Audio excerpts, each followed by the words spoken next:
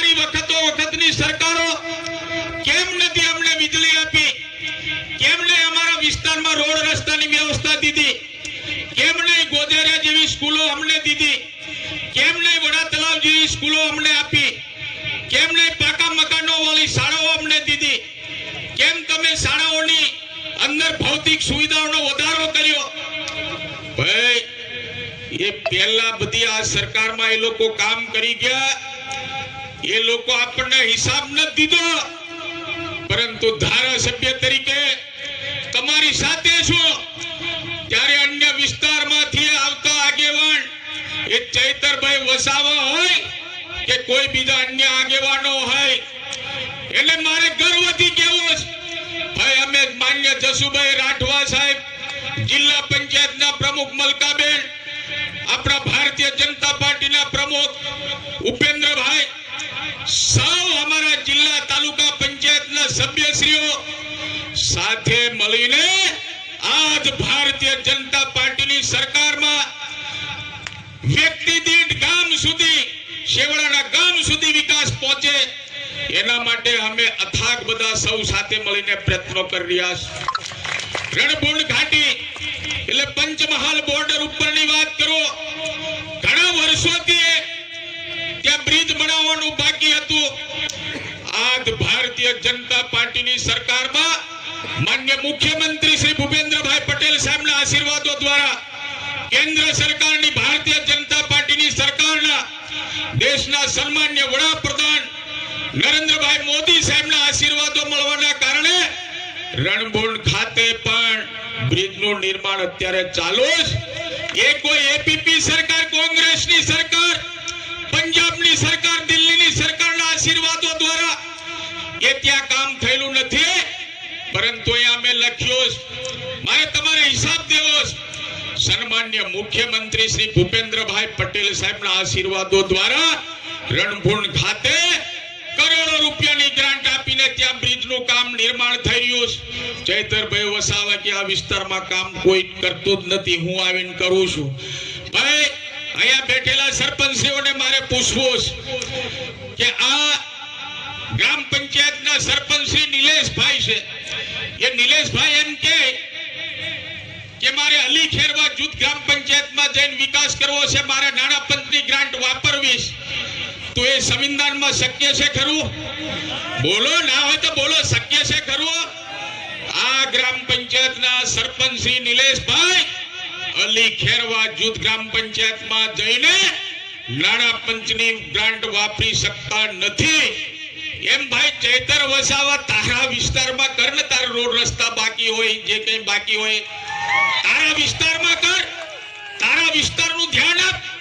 જેવી રીતે તને ધારાસભ્ય બનાવ્યો એવી જ રીતે મને પણ અહીંયા ઉપસ્થિત મારા સર્વ આગેવાનો, કાર્યકર્તા, માતાઓ, બહેનોના આશીર્વાદથી મને પણ ધારાસભ્ય બનાવ્યો.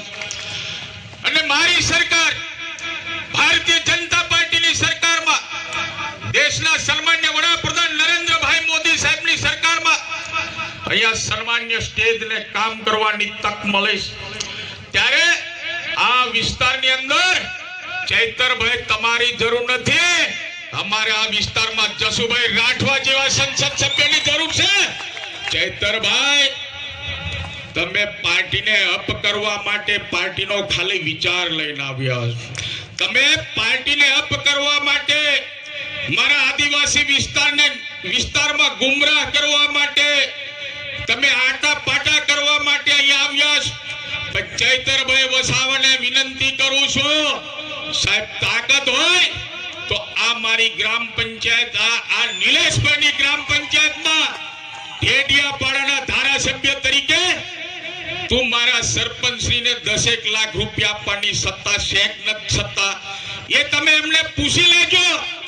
ચૈતરભાઈ વસાવા તમને ત્યાં ધારાસભ્ય બનાવ્યા છે, ત્યાં તમારે લોકોની સેવા કરવાની છે, ત્યાં તમારે વિકાસ કરવાનો છે.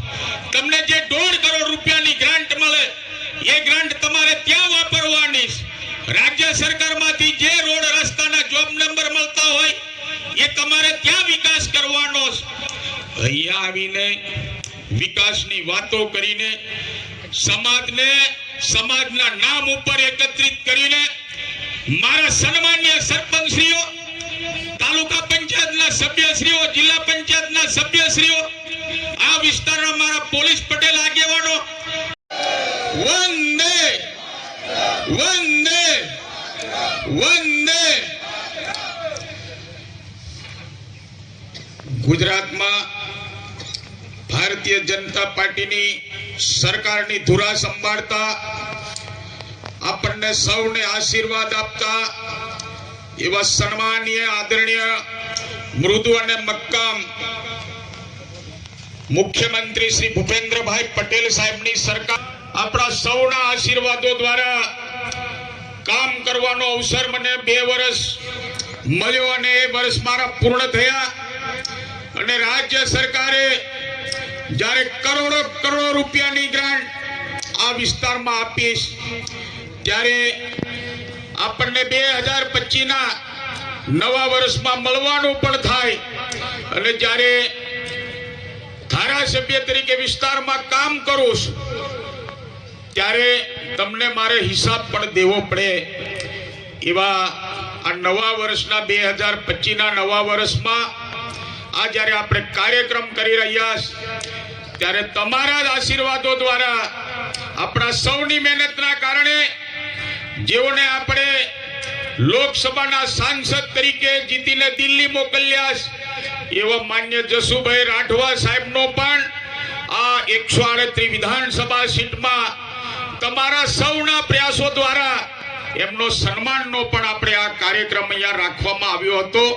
એવા કાર્યક્રમમાં આપણી સૌની વચ્ચે ઉપસ્થિત લોકસભાના સાંસદ, આપણા વડીલ એવા જસુભાઈ રાઠવા સાહેબ, જિલ્લા પંચાયતના હમણાં જ આપણને માર્ગદર્શન આપ્યું એવા જિલ્લા પંચાયતના મહિલા પ્રમુખ શ્રીમતી મલકાબેન પટેલ, ઉપસ્થિત આપણા ભારતીય જનતા પાર્ટીના યશસ્વી પ્રમુખ માન્ય ઉપેન્દ્રભાઈ રાઠવા સાહેબ, પૂર્વ મહામંત્રી રાજેશભાઈ વડેલી સાહેબ, એવા જ આપણા આગેવાન પૂર્વ મહામંત્રી મુકેશભાઈ પટેલ સાહેબ, મહામંત્રી રમેશભાઈ પાવલિયાજી, આપણા સિંચાઈ સમિતિના ચેરમેન શ્રીમતી નયનાબેન, ભારતીય જનતા પાર્ટી વિસ્તારના આગેવાનોને ગુમરાહ કરીને કે આદિવાસી જનજાગૃતિ સમાજના નામ ઉપર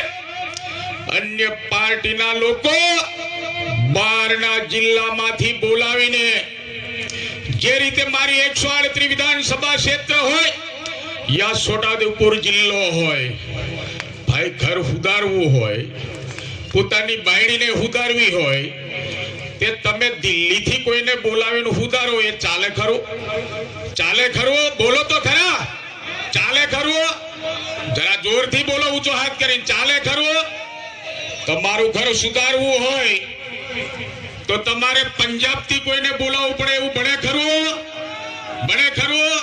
અરે પણ નહીં પડતો એ બોલો ને ઊંચા અવાજે, શક્ય ખરું એવું? હવે આપણા રાઠવા સમાજની વાત છે.